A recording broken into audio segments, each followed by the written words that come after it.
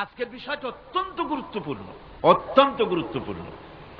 কোরআনে কারীমের মধ্যে আল্লাহ রাব্বুল আলামিন বলেন, ওয়ামা খালাকতুল জিন্না ওয়াল ইনসা ইল্লা লিয়াবুদুন। আমি মানুষ এবং জিনকে সৃষ্টি করেছি শুধুমাত্র আমার ইবাদতের জন্য, আমার গোলামির জন্য, আমার আনুগত্যের জন্য। এখন এই ইবাদত আমাদের সৃষ্টি হয়েছে কিসের জন্য? জবাব দিতে হবে সকলকে, কি জন্য? ইবাদতের জন্য। আমি যে মাঝে মধ্যে প্রশ্ন করি, তাতে কি আপনারা রাগ করেন নাকি? আমি আপনাদেরকে কষ্ট দেওয়ার জন্য প্রশ্ন করি না, এটি সুন্নতের একটি অংশ। হুজুর সাল্লাল্লাহু আলাইহি ওয়াসাল্লাম গুরুত্বপূর্ণ কথাগুলি সাহাবায়ে কিরামদেরকে 3 বার করে জিজ্ঞেস করতেন, যাতে করে কথাগুলি অন্তরের ভেতরে ঢুকে যায়, কলিজার ভিতরে ঢুকে যায়। আল্লাহ পাক আমাদের সৃষ্টি করেছেন ইবাদতের জন্য। কিসের জন্য? আমরা যেন তার গোলামি করি, সেই জন্য আল্লাহ পাক আমাদেরকে সৃষ্টি করেছেন, জিনদেরকেও সৃষ্টি করেছেন ইবাদতের জন্য। এই ইবাদত একটি ব্যাপক অর্থবোধক শব্দ। আমরা যদি ইবাদতটা নাই বুঝি, তা আমাদের মানব জন্ম হবে বৃথা। ইবাদত হচ্ছে আল্লাহর পছন্দনীয় জিনিসগুলি আমল করে তার সন্তুষ্টি অর্জন করার জন্য প্রচেষ্টা চালানো জীবনের সকল ক্ষেত্রে। এর মধ্যে ইবাদতের ভিতরে এমন এক ব্যাপক অর্থ যে এর ভিতরে নামাজ, রোজা, হজ, যাকাত, সত্য কথা, আমানতদারি, দিয়ানতদারি, প্রতিবেশীর হক আদায় করা, মাতা পিতাকে শ্রদ্ধা করা, প্রতিবেশীর হক আদায় করা, স্ত্রীর হক আদায় করা, সৎ কাজের আদেশ করা, অসৎ কাজের নিষেধ করা, জিহাদ ফি সাবিলিল্লাহ করা, এ সব কিছুই হচ্ছে ইবাদতের মধ্যে শামিল। জিকির আজকার করা, তেলাওয়াত করা, আমলে সালেহ করা, এভাবে করে আল্লাহ পাককে খুশি করার জন্য আল্লাহর নির্দেশ মাফিক কাজগুলি করা, সবটাই হচ্ছে ইবাদতের মধ্যে শামিল। মানব সৃষ্টির উদ্দেশ্য এবং লক্ষ্যই হচ্ছে মানুষ গোলামি করবে, আনুগত্য করবে আল্লাহ পাকের। এই জন্য যত নবী আল্লাহ পাক পৃথিবীতে পাঠিয়েছেন, সমস্ত নবী দাওয়াত দিয়েছেন তার উম্মতকে কি বলে?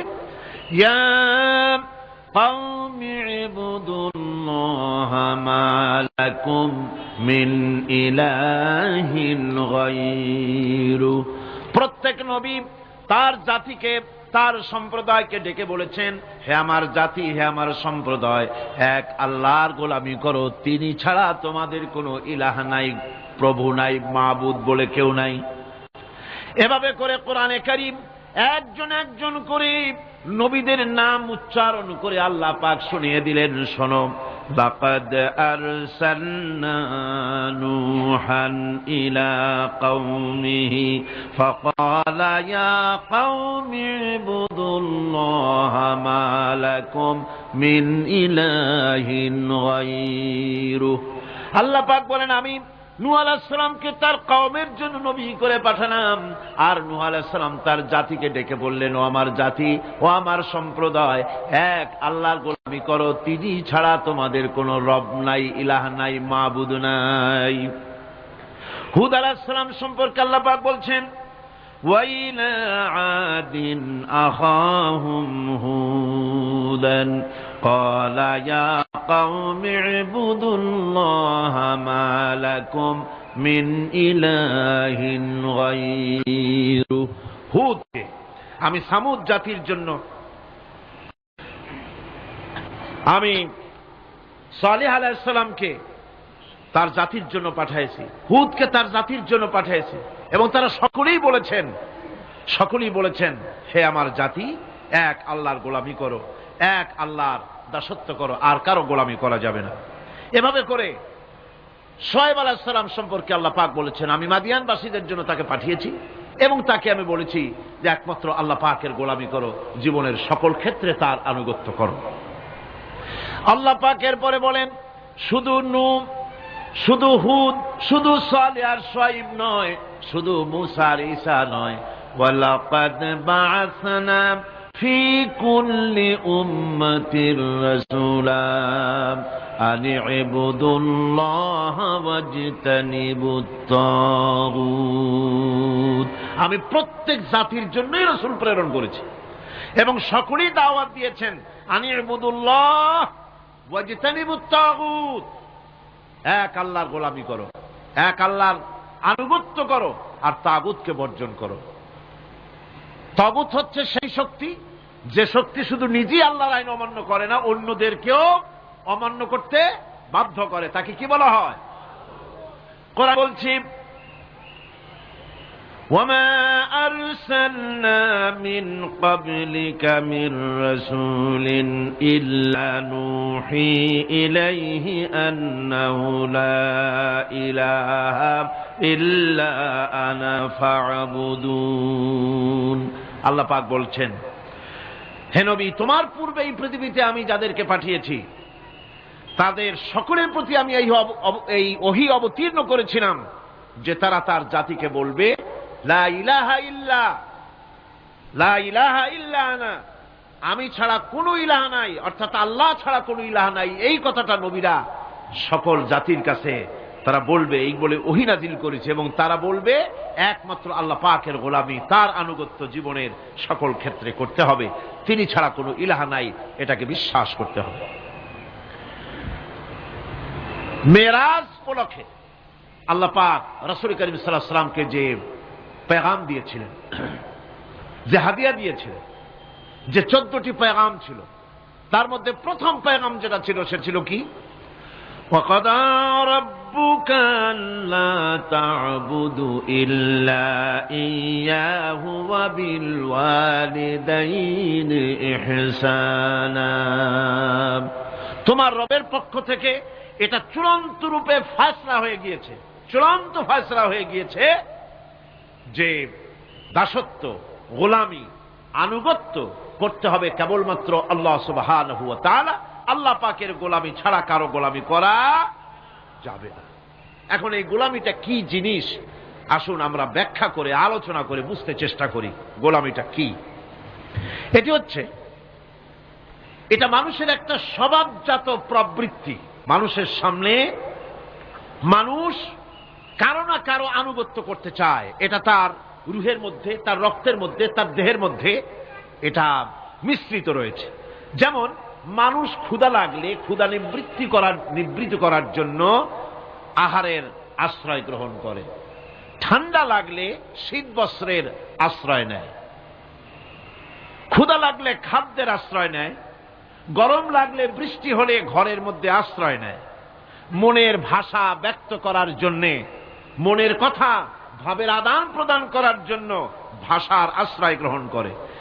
ঠিক এগুলি যেমন তার সহজাত প্রবৃত্তি, ঠিক অনুরূপ ভাবে উপাসনার প্রেরণা তার মধ্যে স্বাভাবিকভাবেই উপাসনার প্রেরণা তার মধ্যে ঢুকিয়ে দেওয়া রয়েছে। কারো না কারো সামনে তার মাথা নত করা এটি একটি স্বাভাবিক প্রেরণা।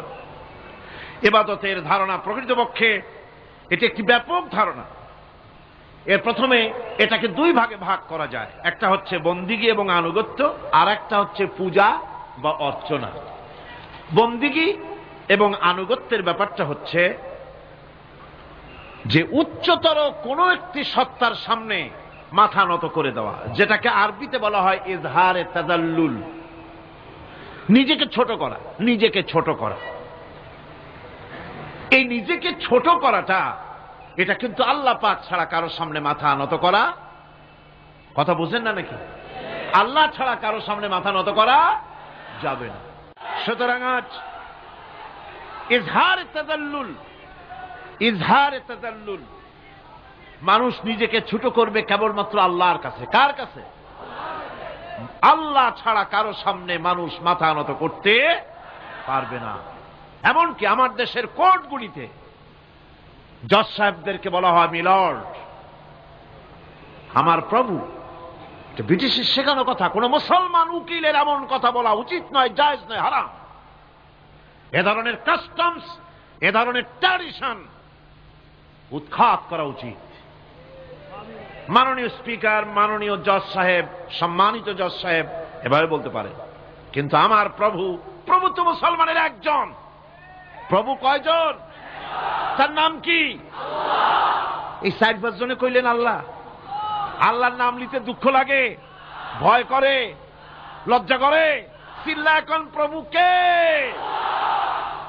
আল্লাহ সুবহানাহু ওয়া তাআলা। সুতরাং তার সামনেই মাথা নত করতে হবে।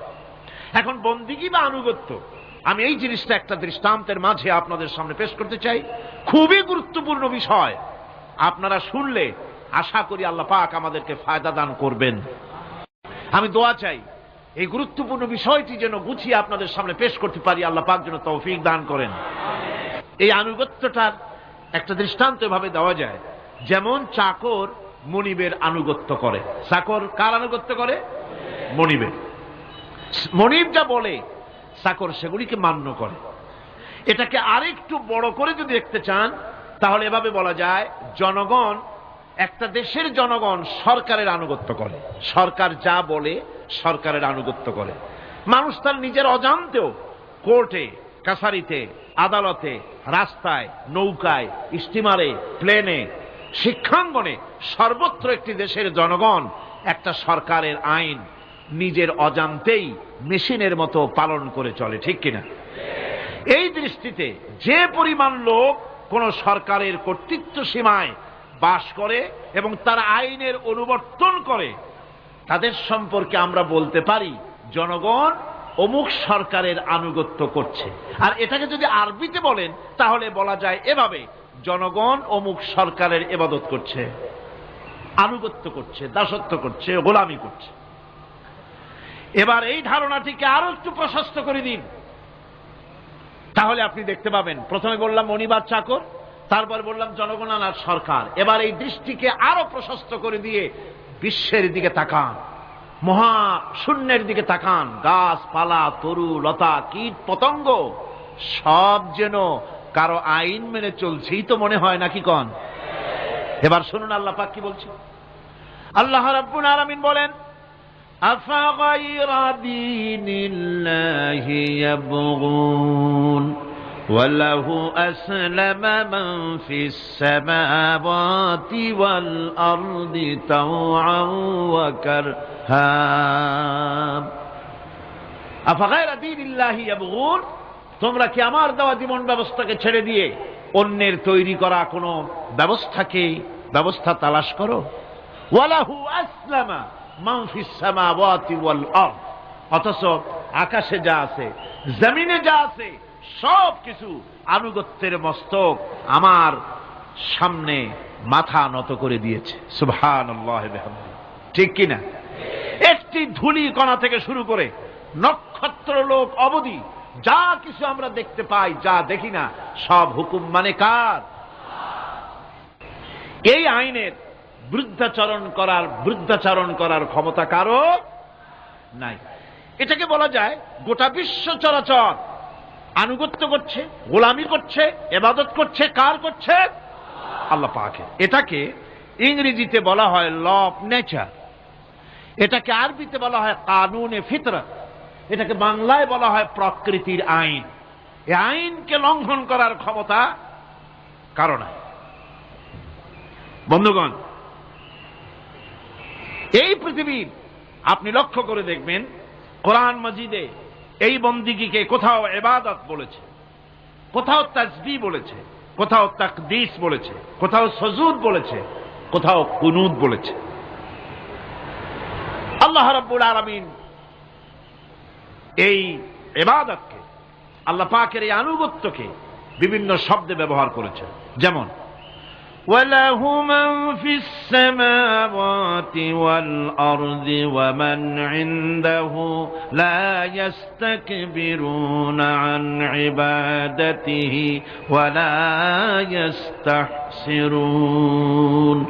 আসমান এবং জমিনে যা কিছু আছে সব আল্লাহ পাকের, আর যে সব ফেরেশতারা তার নিকটে আছে তারা সবাই আল্লাহ পাকের বন্দেগী করছে। আল্লাহ পাকের বন্দেগী করার ভিতরে কেউ ত্রুটি করছে না। ইউসাব্বিহুনাল লাইলা ওয়ান নাহারা লা ইয়াফতুরুন, তারা রাত দিন তার প্রশংসা কীর্তনে মাথা নত করে দিয়ে কোন রকমের বিশ্রাম ছাড়া, শৈথিল্য ছাড়া সব আল্লাহ পাকের জিকির করছে, তাসবিহ করছে, আনুগত্য করছে। আকাশের সমস্ত ফেরেশতারা, কত ফেরেশতা তার তো কোনো ঠিক ঠিকানা নাই, কত লক্ষ লক্ষ ফেরেশতা আছে শুধু রুকুর হালতে আছে, কেউ তো সেজদার হালতে আছে, কেউ তো কিয়ামের হালতে আছে, আর যার উপরে যে ডিউটি আছে সেই ডিউটি পালন করছে, সব আল্লাহ পাকের আনুগত্য করে চলছে। এভাবে করে আল্লাহ পাক বলছেন যে আমার আনুগত্য এবং আমার তাসবিহ, আমার গুণকীর্তন করার জন্য সবাই এর মধ্যে ব্যস্ত আছে। ইউসাব্বিহু লিল্লাহি মা ফিস সামাওয়াতি ওয়া মা ফিল আরদ আল মালিকিল কুদ্দুসিল আজিজিল হাকীম। ইউসাব্বিহু লিল্লাহি, তাসবিহ পড়ছে, সাব্বাহা ইউসাব্বিহু তাসবিহান, তাসবিহ পড়েছে, তাসবিহ পড়ছে, তাসবিহ পড়বে। কিয়ামত পর্যন্ত যা কিছু আছে আকাশে, যা কিছু আছে জমিনে, যা কিছু আছে এর মাঝখানে, সব তাসবিহ পড়ছে কার? আল্লাহ পাকের জিকির করছে, তাসবিহ করছে।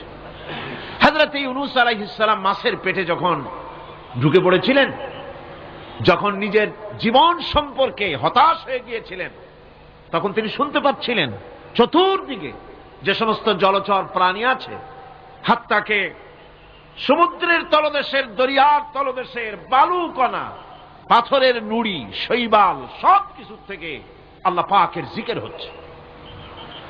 ভিতর থেকে আওয়াজ আসতেছে, আল্লাহ আল্লাহ আল্লাহ আল্লাহ আল্লাহ আল্লাহ আল্লাহ আল্লাহ আল্লাহ। জোরে বলেন আল্লাহ আল্লাহ আল্লাহ আল্লাহ আল্লাহ আল্লাহ আল্লাহ।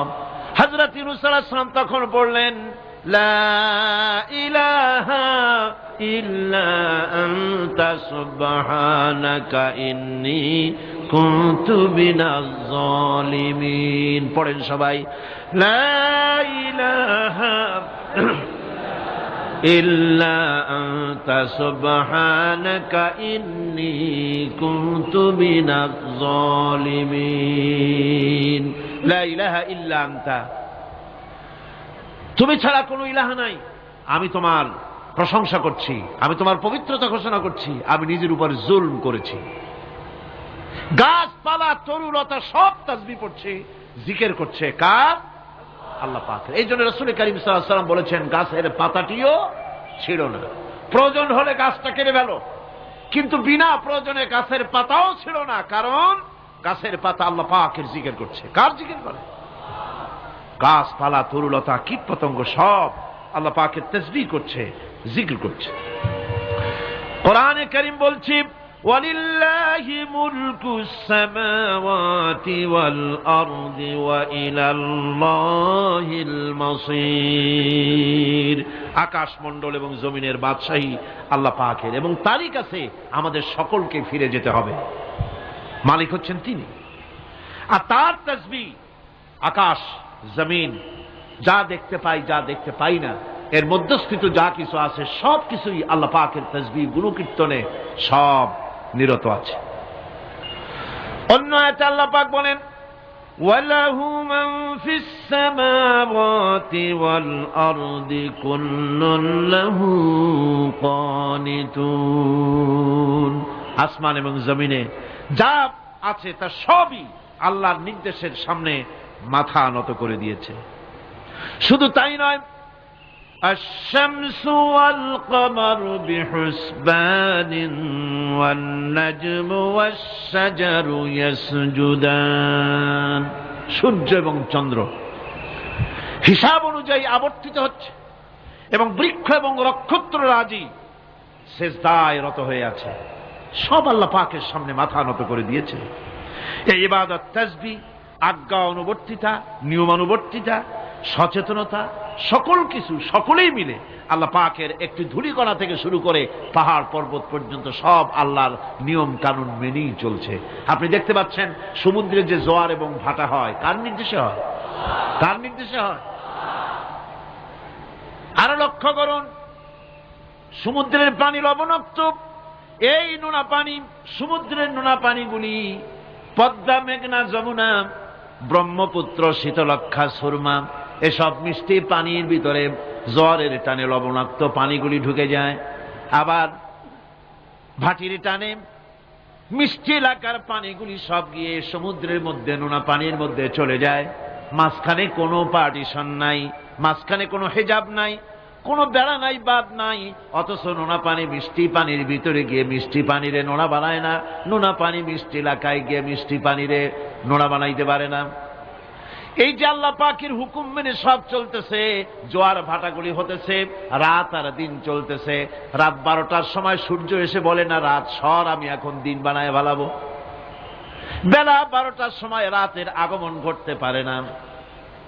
লাশ-শামসু ইয়ানবাগী লাহা আন তুদরিকাল কমারা ওয়ালাল-লাইলু সাবিকুন নাহার ওয়া কুল্লুন ফী ফালাকিন ইয়াসবাহুন। সূর্য চাঁদকে অতিক্রম করতে পারে না, চাঁদ সূর্যকে অতিক্রম করতে পারে না, কারো সঙ্গে কারো বাধা হয় না, টক্কর লাগে না, সব আল্লাহ পাকের হুকুম মেনে ইলা আজালিন মুসাম্মা নির্ধারিত সময় পর্যন্ত সবাই যাতায়াত করবে। শুধু তাই নয়, আল্লাহ পাকের এক বিরাট সিস্টেম, এক বিরাট কুদরতের মাধ্যমে গোটা পৃথিবী চলছে, এর কোনো পরিবর্তন হবে না। নারকেল গাছে কোনোদিন বেল হবে না, বেল গাছে কোনোদিন তাল হবে না, কাঁঠাল গাছে কোনোদিন খেজুর হবে না, আবার খেজুর গাছে কোনোদিন লিচু হবে না। হবে নাকি? ওয়ালান তাজিদা লিসুন্নাতিল্লাহি তাবদীলা। আমার প্রকৃতির আইনের মধ্যে, আমার ল অফ নেচারের ভেতরে কোনো পরিবর্তন হবে না, সবগুলি আমার আইন মানতে হবে। এখন হতে পারে এমন যে ব্যক্তি আল্লাহরে মানে না, ব্যক্তি বোঝেন না নাকি বোঝেন না, একটা মানুষ আল্লাহরে মানে না, ও না মানতে পারে। যে জিহ্বাটে দিয়া বলে দেয়ার ইজ নো গড, স্রষ্টা বলতে কেউ নাই, যে জিহ্বাটে দিয়া বলে সে জিহ্বা হুকুম মানে কার? আল্লাহ পাকের হুকুম মানে। কিরকম? জিহ্বার উপরে যদি তিতা রাখা আপনি বলেন তিতা থুইছি তাতে কি হয়েছে, খবরদার তিতার টেস্ট নিবি না, তিতা টক এই টেস্ট নিতে পারবি না, আপনার কথা জিহ্বা শুনবে? শুনবে। ওর উপরে যে নির্দেশটা আছে সেই নির্দেশ অনুযায়ী সে কাজ করবে। টয়লেটে গিয়ে আপনি নাকেরে কবেন যে খবরদার, আমি একটা বিরাট অফিসার, অনেক টাকা পয়সার মালিক, অথবা বিরাট একটা মন্ত্রী টন্ত্রী কিছু একটা, সবাই আমার হুকুম মানে, তোকেও মানতে হবে, খবরদার দুর্গন্ধ যেন নাকের মধ্যে না ঢোকে, নাক আমি চাবি ধরতে পারবো না। শুনবে না কে? শুনবে। নাক হোক, কান হোক, চোখ হোক, মুখ হোক, প্রত্যেকটা অঙ্গ প্রত্যঙ্গ, এগুলি সব হুকুম মানে কার?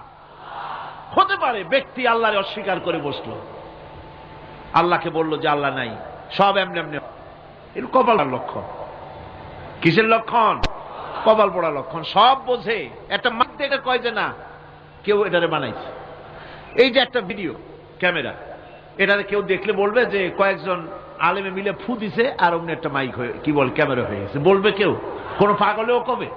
এই প্যান্ডেলটা দেখে কি মনে হবে? 4-5 পিসা বাইসা কোসার কোনে দাঁড়াইয়া ফু দিছে, সাথে সাথে প্যান্ডেল হয়ে গেছে। এটা কথা হইল? একটা ছোট্ট টেবিল, একটা চাপ দেখলে পরে মানুষ বলে নিশ্চয়ই এটা কেউ বানাইছে। আজীব, এত বড় বিশাল আকাশ, এত সুন্দর জমিন, এত সুন্দর দেহ, এই মানুষ, গাছপালা, তরুলতা, কীট পতঙ্গ, পাহাড়, নদ নদী, এ সব কিছু দেখে কেবলমাত্র কপাল পোড়াই বলতে পারে যে কেউ নাই, এমনি এমনি হয়েছে। আজীব তামাশা। এমনি এমনি একটা চাউল তৈরি হয় না, একটা ডিম তৈরি হয় না, এমনি এমনি পৃথিবীটা হয়ে গেল। সবগুলির পেছনেই আল্লাহ পাক আছেন, তিনি সৃষ্টি করেছেন। এখন উপাস্যের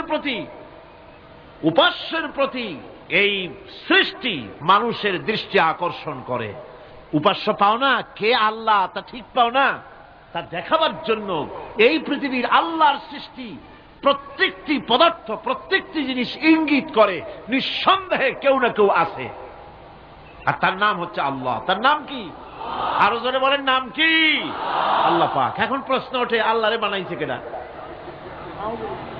এরা বলে তো মুরগি আগে না ডিম আগে? ডিম যদি আগে হয়ে থাকে তো ডিমটারে পারলো কে? আর মুরগি যদি আগে হয়ে থাকে, কোথার থেকে মুরগি এসে উড়ে এসে জুড়ে বসলো, আইলো কই থেকে? আল্লাহ যদি একজন থেকেই থাকেন তাহলে তার স্রষ্টাকে? এই প্রশ্ন তুলেছেন বার্টন রাসেল। প্রশ্ন তুলেছে স্রষ্টার স্রষ্টাকে। আমি দেখলাম এক আর্মি অফিসার একটা বই লিখেছেন, আমার এত ভালো লাগলো। বইটার নাম হচ্ছে আল কোরআন দ্য চ্যালেঞ্জ, মহাকাশ পর্ব। দারুণ লিখেছেন তিনি, আপনারা যদি পান খুঁজে নিয়ে পড়বেন। সে বইয়ের শেষ ভাগে গিয়ে তিনি এটার জবাব দিয়েছেন, স্রষ্টার স্রষ্টাকে তাই তুমি তালাশ করো, কানা চায় মানে কুজো চায় চিতই শুইতে। একটা লবণ কণার দৃষ্টান্ত তিনি দিয়েছেন। একটা লবণ কণা, একটি লবণ কণার ভিতরে যতগুলি মলিকুল থাকে, একটা লবণ কণার ভিতরে যতগুলি ক্যালাস থাকে, একটা লবণ কণার ভিতরে যতগুলি উপকরণ আর উপাদান থাকে, অর্থাৎ একটা লবণ কণা যত উপকরণ যত উপাদান ধারণ করে, তার ধারণ ক্ষমতা যতখানি, এতখানিক জিনিস ধারণ করতে 1000 বার্টন রাসেলের মগজের দরকার। একটা লবণ কণা, সেইটার চিন্তা করাই কঠিন। আর এত বড় মহাবিশ্ব যিনি সৃষ্টি করেছেন তার স্রষ্টাকে তালাশ করতে চাও, এটা কি স্বাভাবিক কথা? এটা পাগলের প্রশ্ন হতে পারে, এটা পাগলের প্রশ্ন হতে পারে। গ্যাগারিন টিটপ আর প্রথম মহাশূন্যচারী ছিল। গ্যাগারিন বেটা মহাশূন্য ঘুরি টুরি আসা কয় কি, কয় যে মুসলমানেরা যারে কয় আল্লাহ, হিন্দুরা যারে কয় ভগবান, খ্রিস্টানরা যারে কয় গড, মহাশূন্য এত ঘুরলাম, আল্লাহরেও দেখলাম না, ভগবানেরও দেখলাম। আজীব তামাশা। তুমি তো তোমার শরীরটাই দেখো না, তোমার শরীরটাই তো তুমি দেখতে পাও না। তোমার মাথার তালুটা কেমন তা কি দেখছো কখনো? আয়না নিচের দিকে দিয়ে ঠ্যাং উপরের দিকে দিয়ে তাকাইলে যদি দেখো মাথার তালু কেমন। নিজের ঘাট দেখো না, পিঠ দেখো না, নিজের হিপ দেখতে পারো না। আয়না টায়না সাইড বাসখান না নিয়ে দেখার উপায় নাই কোন জায়গায় কি আছে শরীরে। নিজের শরীরটাই দেখো না, কত বড় সাহস! এই শরীরের স্রষ্টাকে দেখতে চাও? লা তুদরিকুহুল আবসার। কোন দৃষ্টি শক্তি তাকে মুহাইয়া করতে পারবে না। তার দৃষ্টি সকলকে আয়ত্ত করবে, কিন্তু পৃথিবীর কোন দৃষ্টি শক্তি তাকে আয়ত্তের ভিতরে নিতে পারবে না। মুসা আলাইহিস সালামের মতো পয়গম্বর, তিনি বলেছিলেন রব্বি আরিনি, রব্বি আরিনি, আল্লাহ আমি তোমারে দেখতে চাই। আল্লাহ পাক বলেছেন লান তারানি, কখনোই দেখতে পারবা না। সুবহানাল্লাহ বিহামদিহি। সুতরাং এই পৃথিবীর সবকিছু ইঙ্গিত করে যে একজন আছেন। এই ফুলের সৌন্দর্য যিনি দিলেন, ফুল দেখা যায়, সৌন্দর্য দেখা যায়, কিন্তু গন্ধ দেখা যায় না। এই পানির মিষ্টতা, মিষ্টি পানি, ফুলের গন্ধ, জোনাকি পোকার আলো, এই যে সুন্দর সুন্দর জিনিস দিয়ে আল্লাহ পাক এই বিশ্বকে সজ্জিত করেছেন, এ সব কিছুই ইঙ্গিত করে নিঃসন্দেহে একজন আছেন। আর যিনি আছেন তার নাম হচ্ছে কি? আল্লাহ। জোরে বলেন তিনি কে? আল্লাহ। এখন এই স্রষ্টাকে চিনতে মানুষের বড্ড হয়রানি স্রষ্টাকে চেনার জন্য। এই স্রষ্টাকে খোঁজার জন্য, চেনার জন্য মানুষ শক্তি পূজা আরম্ভ করলো। ওই যে আমি আগে বলেছি, মানুষের মধ্যে একটা স্বাভাবিক প্রেরণা এই কারো না কারোর সামনে মাথা নত করে দেবে। সেজন্য মানুষ, কেউ তো আগুনকে পূজা করল, আগুনের ভিতরে শক্তি আছে বলে আগুনের সামনে মাথা নত করে দিল, পাহাড়ের সামনে মাথা নত করে দিল, মূর্তি বানাইয়া মূর্তির সামনে মাথা নত করল, কাঠের মূর্তি, মাটির মূর্তি বানাইয়া তার সামনে মাথা নত করে দিল। এগুলির সামনে যদি তুমি মাথা নত করলে, এগুলি কি মাছির মতো একটা ছোট্ট প্রাণীও বানাতে পারবে? এই চ্যালেঞ্জ কার? আল্লাহ পাকের। কোরআন শরীফে আল্লাহ পাক বলেছেন, নবী ওদের বলেন, ওরা কি মাছির মতো ছোট্ট একটা প্রাণী বানাতে পারবে? পারবে না। এমনকি ওদের সামনে যে খাদ্যগুলি রাখা হয়, মূর্তি টুর্তি বানায় সামনে যে খাদ্য রাখা হয়, এই খাদ্যের উপরে যদি মাছি পড়ে, খাবারগুলি উড়াই নিয়ে যায়, অথবা ওদের নাকের উপর এসে যদি মাছি এসে পড়ে, এই মাছিটাকে এতগুলো হাত সাথে একটা টোকা দিয়ে একটা মাছিকে উড়াই দিতে পারবে না। পারবে না। সুতরাং বুঝতে হবে, একথা বুঝতে হবে, স্রষ্টাকে তালাশ করতে গিয়ে মানুষেরা আগুনের পূজা করলো, পাথরের পূজা করলো, গাছের পূজা করলো, মাছের পূজা করলো, সাপের পূজা করলো, বাঘের পূজা করলো, শেষ পর্যন্ত সেক্সুয়াল অর্গান, এটার বাংলা করলাম না, এটারও পূজা করলো। এটাকে একটা শক্তির প্রতীক মনে করে এটার সামনেও মাথা নত করলো। বন্ধুগণ, মাটির পূজা করলো, জমিনকে নিজের মা মনে করে এটার পূজা করলো। অথচ আল্লাহ পাক পরিষ্কার করে বলে দিয়েছেন, লা ইলাহা ইল্লা আনা ফা'বুদুন, আমি ছাড়া কোনো ইলাহ নাই, আল্লাহ ছাড়া কোনো ইলাহ নাই। কোরআনে কারীম বলছে, ইন্নাল্লাযীনা তাদউনা মিন দুনিল্লাহি ইবাদুন আমসালুকুম। আল্লাহ পাক বলেন, আমাকে বাদ দিয়ে তোমরা যার সামনে মাথা নত করো, যার সামনে পূজা করো, অর্চনা করো, বন্দিগি করো, ওটা তোমার মতো আমার আরেকটি গোলাম। তুমি যেমন আমার গোলাম, ওটাও আমারই গোলাম। এই আল্লাহ সুবহানাহু ওয়া তাআলা তিনি বলছেন, আমাকে বাদ দিয়ে যার সামনে মাথা নত করো, ওরা আমার গোলাম। সূর্য কার গোলাম? চন্দ্র কার গোলাম? সাপ বলেন, বাঘ বলেন, আগুন বলেন, সব কার গোলাম? এগুলি সব কার কথা শোনে? আগুন যতই পূজা করেন, আগুনের মধ্যে আপনি পড়লে আগুন কি ছাড়বে? ছাড়বে না। তবে হ্যাঁ, আগুনের মালিক যদি বলে তাহলে ছাড়িয়ে দিবে, ঠিক কিনা? ইব্রাহিম আলাইহিস সালামকে আগুনের ভিতরে যখন ফেলে দেওয়া হচ্ছে, ফেরেশতা বলতেছিল, আমার কাছে সাহায্য চাও, আগুন থেকে বাঁচায় দেই। হযরত ইব্রাহিম বলেছিলেন, আমার তো পরীক্ষা হতেছে, ইমতিহান হতেছে, আমাকে ডিস্টার্ব করো না, আমি তোমার কাছে কেন সাহায্য চাইব? আমি আগুনে পুড়লে পরে আমার মাবুদ, আমার খোদা, আমার আল্লাহ তিনি যদি খুশি হন, তাহলে আমার এমন আল্লাহকে খুশি করার জন্য 1000 বার পুড়তে রাজি আছি। তোমার কাছে কেন সাহায্য চাইব?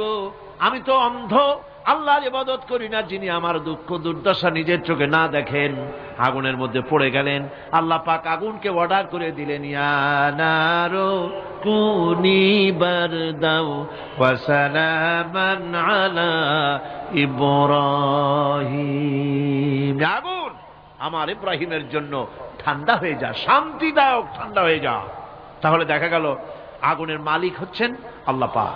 আল্লাহ পাক আজও যদি কোনো পূজা করা রাখবে না আগুনের, আগুনের পূজা করা তো হারাম। আগুন হচ্ছে আল্লাহর গোলাম, আল্লাহর সৃষ্টি, এটা হচ্ছে মাখলুক, আল্লাহ হচ্ছেন খালিক।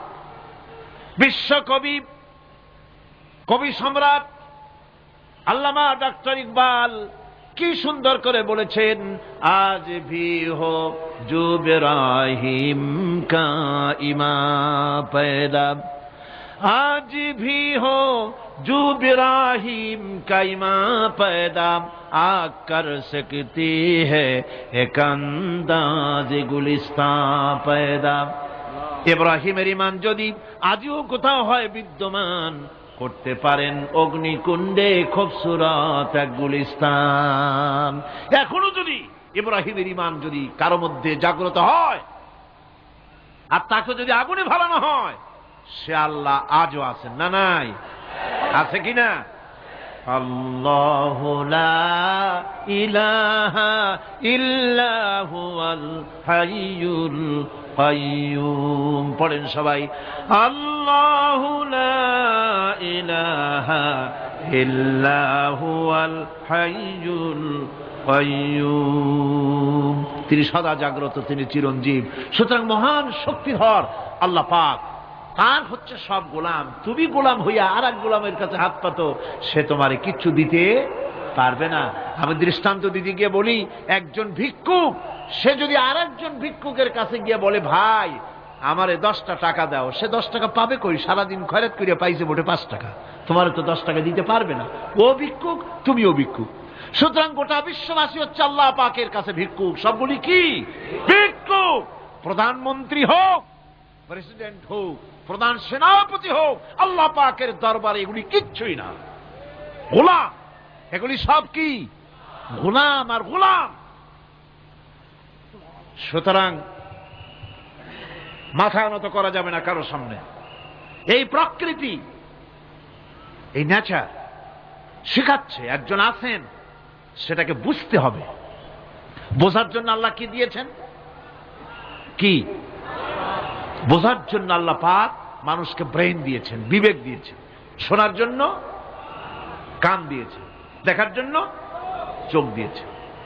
আল্লাহ পাক বলছেন লাহুম কুলুবুন লা ইয়াফকাহুনা বিহা ওয়া লাহুম আয়ুনুন লা ইউবসিরুনা বিহা ওয়া লাহুম আযানুন লা ইয়াসমাউনা বিহা উলাইকা কাল আনআম বাল হুম আযাল উলাইকা হুমুল গাফিলুন।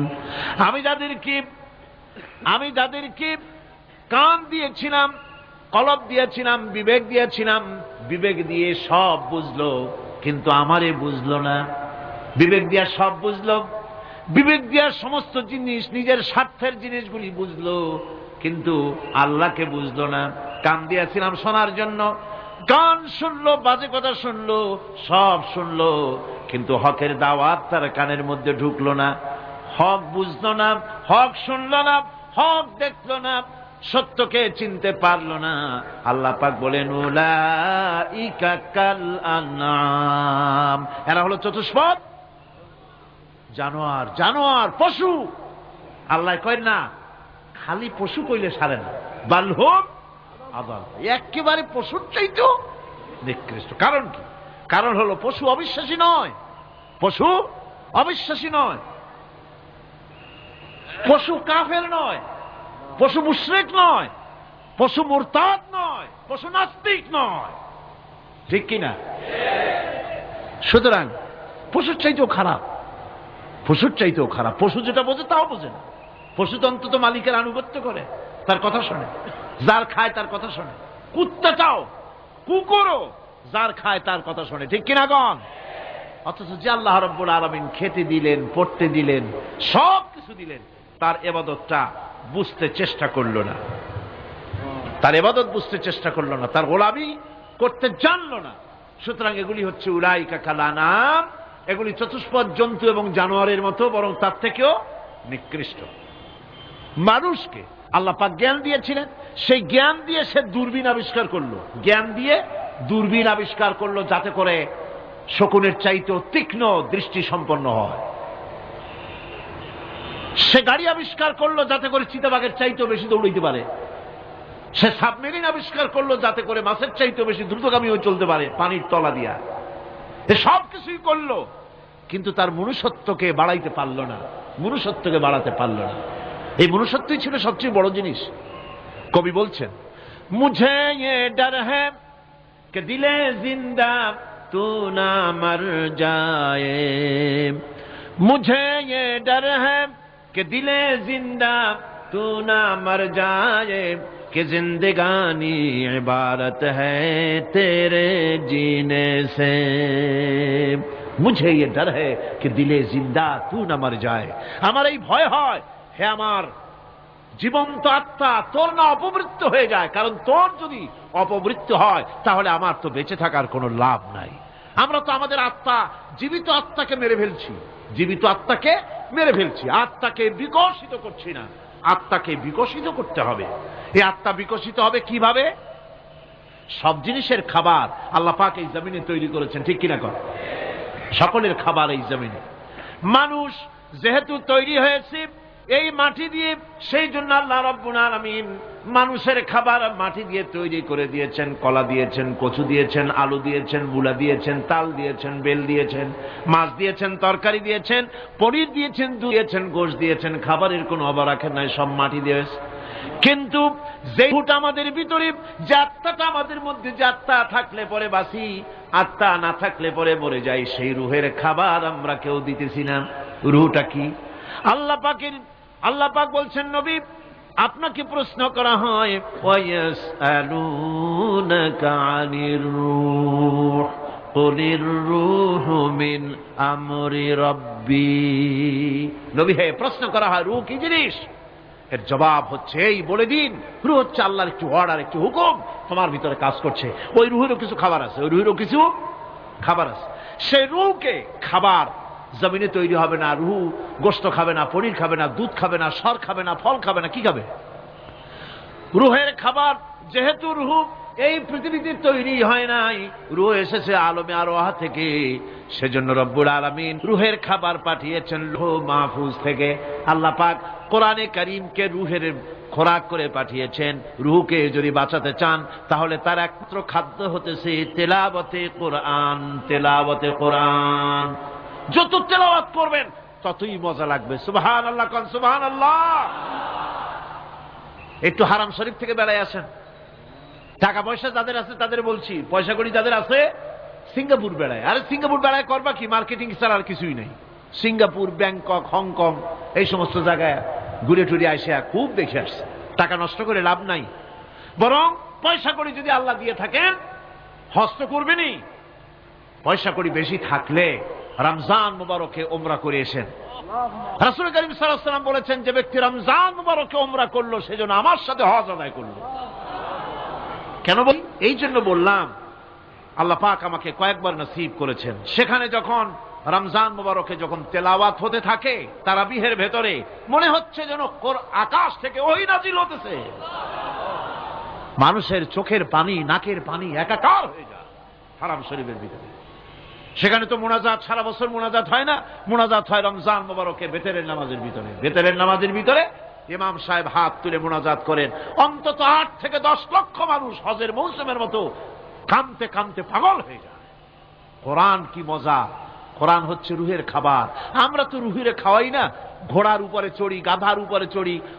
ঘোড়ারে গাধারে জন্মের মতো মোটেই খাইতে দেই না, নিজে খাই জন্মের মতো। খাইয়া ঘোড়ারে খাইতে দেওয়া হয় না, গাধারে খাইতে দেওয়া হয় না। ফলে ওর উপরে যখন সওয়ার হয় তখন ঘোড়া গাধা না খাইতে খাইতে একদিন 4 ঠ্যাং 4 দিকে দিয়া জায়গায় চিতে মরা ছাড়া আর কোনো পথ থাকে না।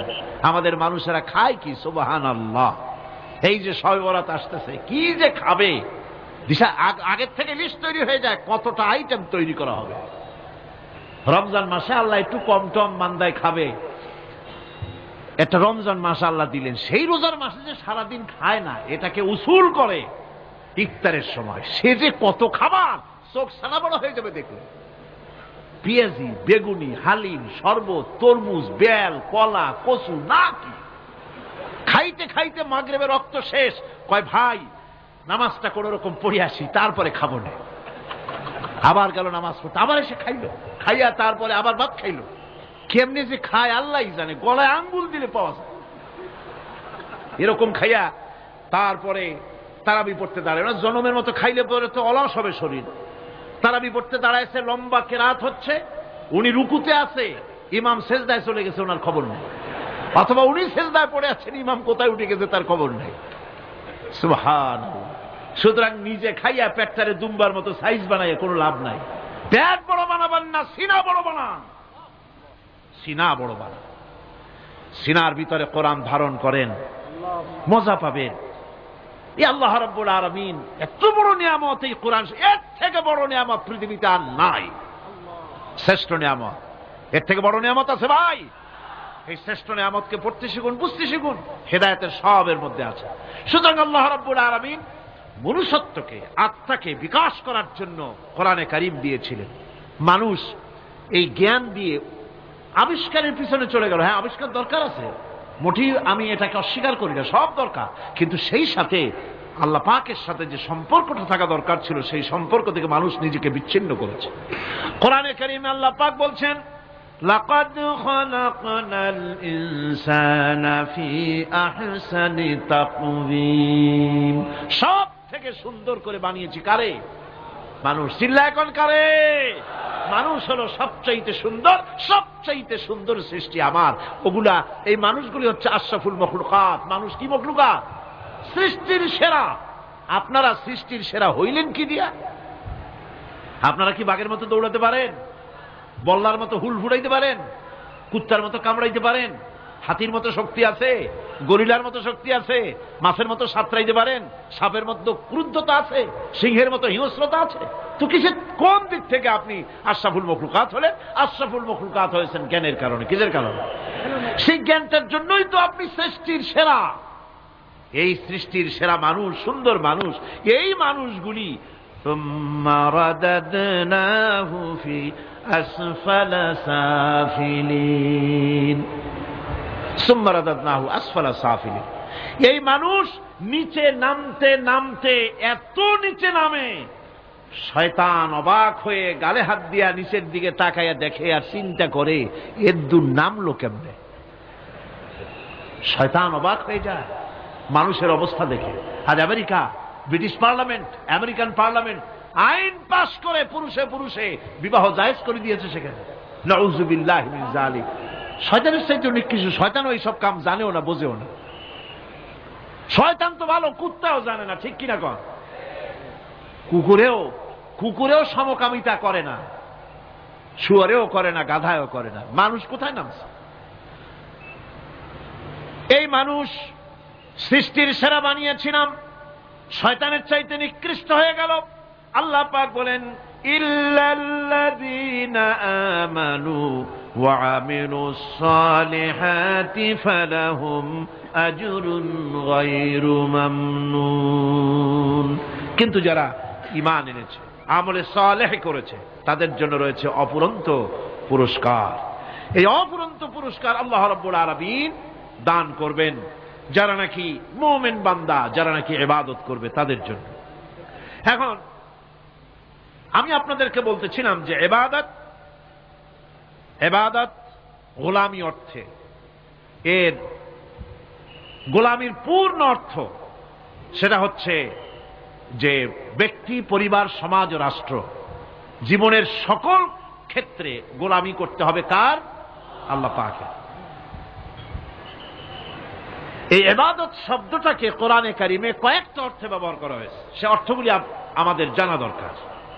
যেমন ইবাদত এবং দাসত্ব অর্থে আল্লাহ পাক বলছেন সুম্মা আরসালনা মূসা ওয়া আখাহু হারুনা বিআয়াতিনা ওয়া সুলতানিম মুবিন।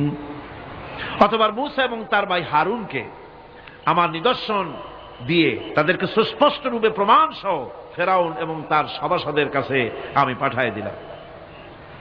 তারা যখন তাদের কাছে গিয়ে দ্বীনের দাওয়াত দিল, তখন তারা কি বলল?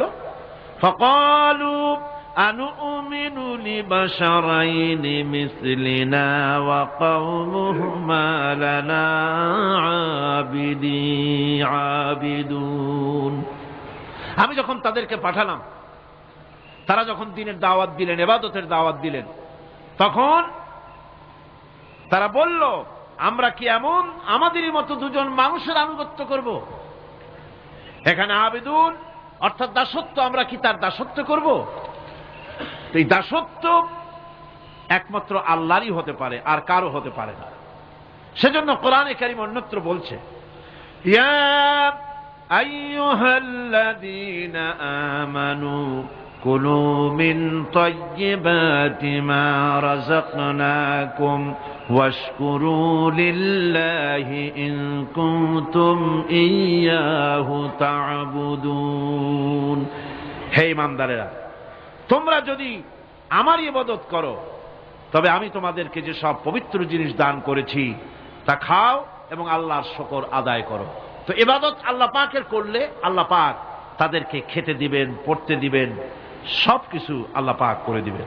তো আল্লাহ পাকের ইবাদত করতে হবে, আল্লাহ পাকের উপর ঈমান আনতে হবে, আর তাগুতকে অস্বীকার করতে হবে। অন্য আরেকটি আয়াতে কথাটা এভাবে এসেছে ফামান ইয়াকফুর বিত্তাগুতি ওয়া ইউমিন বিল্লাহি ফাকাদ ইসতামসাকা বিল উরওয়াতিল উসকা লা ইনফিসামা লাহা ওয়াল্লাহু সামিউন আলীম। ফামান ইয়াকফুর বিত্তাগুত, যে ব্যক্তি তাগুত অস্বীকার করলো, ওয়া ইউমিন বিল্লাহ এবং আল্লাহর উপর ঈমান এনেছে, ফাকাদ ইসতামসাকা বিল উরওয়াতিল উসকা, সে এমন এক মহান অবলম্বন ধারণ করলো যে কোনো জিনিসই তাকে বিচ্ছিন্ন করে দিতে পারবে না। এমন এক মহান অবলম্বন ধারণ করেছে। সুতরাং আল্লাহর উপর ঈমান আনতে হবে, তাগুতকে অস্বীকার করতে হবে। ইবাদত জীবনের সকল ক্ষেত্রে করতে হবে কার? আল্লাহ পাক। কোরআনে কারীম বলছে, এর আগে আমি প্রথমে শুনিয়েছি, সমস্ত নবীরা আম্বিয়া আলাইহিস সালাম তারা তার নিজের জাতিকে গোলামির জন্য দাওয়াত দিয়েছেন। আল্লাহ পাকের বলেছেন আমার জাতি, একমাত্র নবী মুহাম্মদ রাসূলুল্লাহ সাল্লাল্লাহু আলাইহি ওয়াসাল্লাম আমার জাতি তিনি বলেন নাই।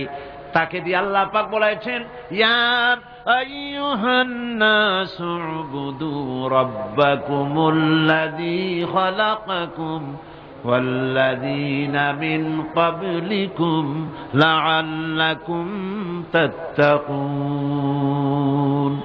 ইয়া আইয়ুহান নাসু উবুদু রাব্বাকুমুল্লাযী খালাকাকুম, রাব্বাকুম উবুদু রাব্বাকুম আই আতিউ রাব্বাকুম, গোলামি করো, আনুগত্য করো, দাসত্ব করো তোমার সেই প্রভুর, সেই রবের যিনি তোমাকে সৃষ্টি করেছেন। তার আনুগত্য জীবনের সব ক্ষেত্রে করো, এক জায়গায় করলে হবে না, সব জায়গায় করলে হবে। জীবনের সমস্ত কাজটাই হলো ইবাদত হবে যদি মুসলমান আল্লাহর হুকুম মাফিক তার জীবনকে পরিচালনা করে। আপনার চোখের চাহনিটাও তো ইবাদত হবে, সুবহানাল্লাহ।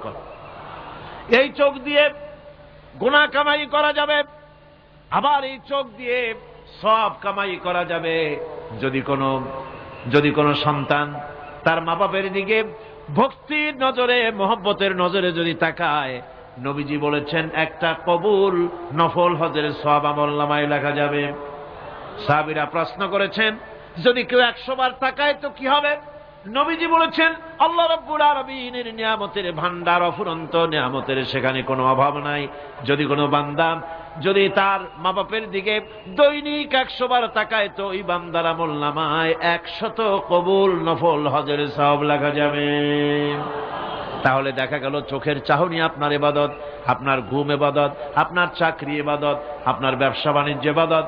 তার মানে হলো আল্লাহর গোলামি, আল্লাহর হুকুম অনুযায়ী কাজ করার নামই হচ্ছে ইবাদত। ইয়াকা নাবুদু ওয়া ইয়াকা নাস্তাঈন, পড়েন সবাই, ইয়াকা নাবুদু ওয়া ইয়াকা নাস্তাঈন। আল্লাহ তাআলা একমাত্র তোমার গোলামি করি, তোমারই আনুগত্য করি, তুমি ছাড়া কারো গোলামি করি না, তুমি ছাড়া কারো গোলামি করি না। এখন দোকানদার নামাজের মধ্যে পড়লো ইয়াকা নাবুদু, ইয়াকা নাবুদু, নাবুদু শব্দটা হচ্ছে মুজারের সিগায় যায়, এর মধ্যে দুইটা কাল পাওয়া যায়, বর্তমান আর ভবিষ্যৎ, দুটি কাল পাওয়া যায়। নাবুদু নাবুদু এই শব্দ দিয়ে বোঝানো হচ্ছে কি, আয় আল্লাহ পাক এই নামাজের ভিতরে যেমন তোমার হুকুম পালন করে নামাজ আদায় করছি, যেমন নামাজের ভিতরে কিছু খাওয়া যায় না, বাইরে খাওয়া জায়েজ ছিল, নামাজ পড়ছি বলে খানাটা আমার জন্য হারাম হয়ে গেছে।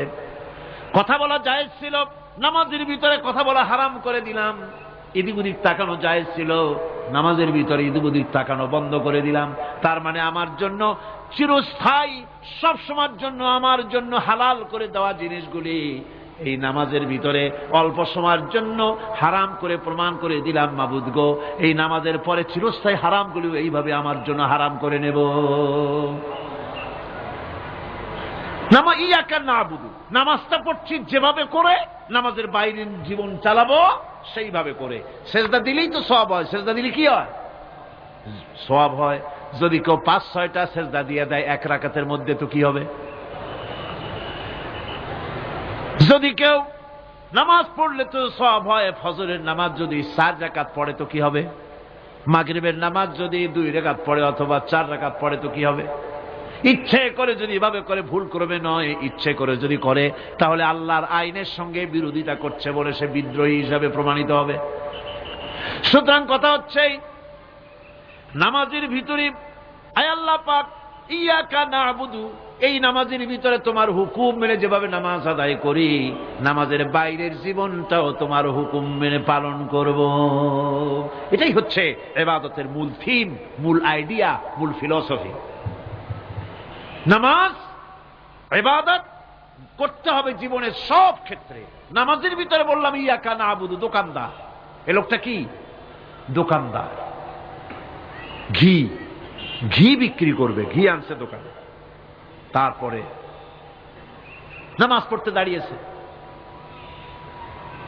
দোকানের পেছনে ছোট্ট ঘর আছে, নামাজ পড়তে দাঁড়িয়েছে, শুরু করে দিল আল্লাহু আকবার, আলহামদুলিল্লাহি রাব্বিল আলামিন, আর রহমানির রহিম, মালিকি ইয়াউমিদ্দিন, ইয়াকা নাবুদু ওয়া ইয়াকা। তাড়াতাড়ি পড়তে হবে যেহেতু খরিদ্দার আসতেছে। খরিদ্দার 2-4 জন ভিড় জমা এসছে, নামাজ ছেড়ে দিয়েছে। কর্মচারীকে ডাকছে, বেটা শোন, ভিতরে আসলো। আমি তো কেবল খাঁটি ঘি নিয়ে আসছি, ওর মধ্যে তো ভেজাল দিই নাই। তাড়াতাড়ি করে ওর মধ্যে যা দিয়ে ভেজাল দিতে হয় ভেজাল টাজাল দিয়ে ঠিক মতো দিয়া তারপরে বিক্রি করবি। 100 টাকা কিনছিস, 250 টাকা করে বিক্রি করবি। আল্লাহু আকবার, রহমানুর রহিম, মালিক ইয়াউমিদ্দিন, ইয়াকা না'বুদু ওয়া ইয়াকা নাস্তাঈন।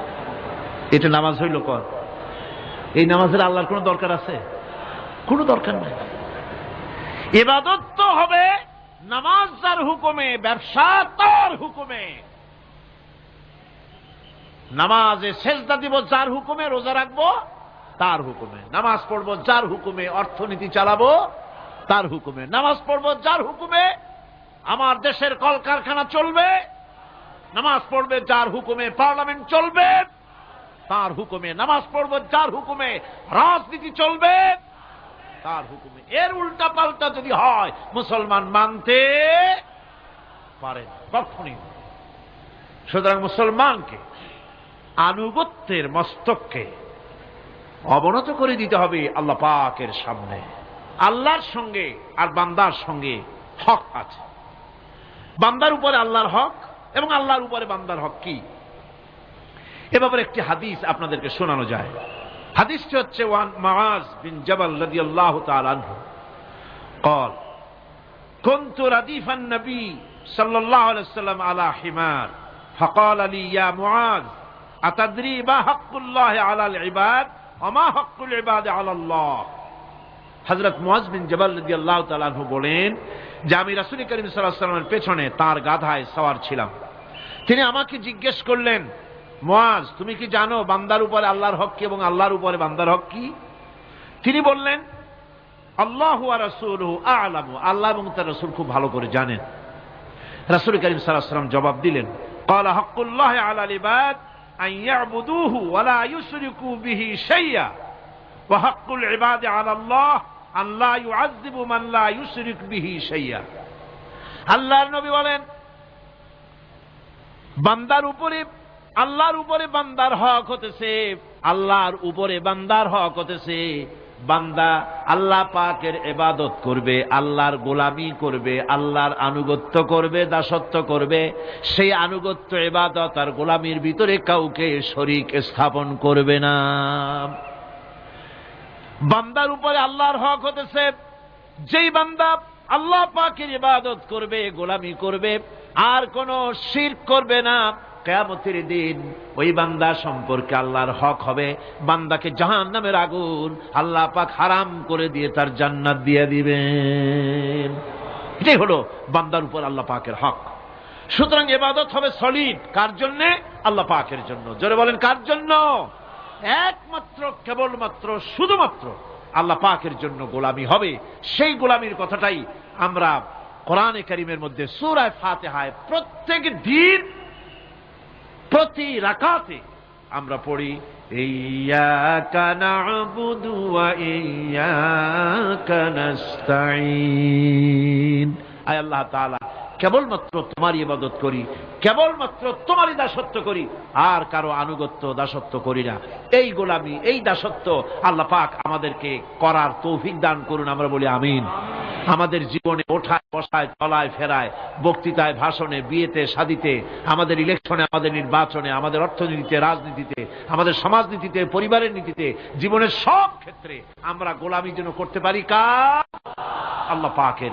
নামাজের ভিতরে যে কথাটা বলি, এই কথাটা যেন আমাদের বাস্তব জীবনে আমরা কার্যকরী করতে পারি। আল্লাহ পাক যেন তৌফিক দান করেন। মুনাজাতের জন্য দাঁড়ানো লোকেরা সব বসেন। আল্লাহুম্মা আমিন। রব্বানা যালামনা আনফুসানা ওয়া ইল্লাম তাগফির লানা ওয়া তারহামনা লানাকুনান্না মিনাল খাসিরিন। আয় আল্লাহ তাআলা, তোমার পবিত্র কালামুল্লাহ শরীফের, তোমার পবিত্র কালামের ব্যাখ্যা করে তোমার বান্দাদেরকে সাথে নিয়ে আমরা সব গোলামেরা একত্রিত হয়ে তোমার দরবারে হাত তুলেছি। মেহেরবানি করে আমাদের আলোচনা, জিকির, আজকার, তেলাওয়াতের সওয়াব রাসূল করিম সাল্লাল্লাহু আলাইহি ওয়াসাল্লামের রূহ মুবারকে পৌঁছায় দাও। হে আল্লাহ তাআলা, আমাদের মধ্য থেকে যাদের মা বাপ দুনিয়া থেকে বিদায় হয়ে গেছে, কবরগুলিকে জান্নাতের টুকরায় পরিণত করে দাও রব্বুল আলামিন। আয় আল্লাহ তাআলা, সারা জীবন গুনাহ করে করে আমরা আমাদের জীবন নষ্ট করে ফেলেছি, দয়া করে আমাদের তামাম জিন্দেগির গুনাহ খাতা মাফ করে দাও। রব্বানা তাকাব্বাল মিন্না ইন্নাকা আনতাস সামিউল আলিম ওয়া তুব আলাইনা ইন্নাকা আনতাত তাওয়াবুর রহিম। সুবহানা রাব্বিকা রাব্বিল ইজ্জাতি আম্মা ইয়াসিফুন ওয়া সালামুন আলাল মুরসালিন আলহামদুলিল্লাহি রাব্বিল আলামিন। ওয়াজআল آخر كلمتنا عند الموت لا إله إلا الله محمد رسول الله. السلام عليكم.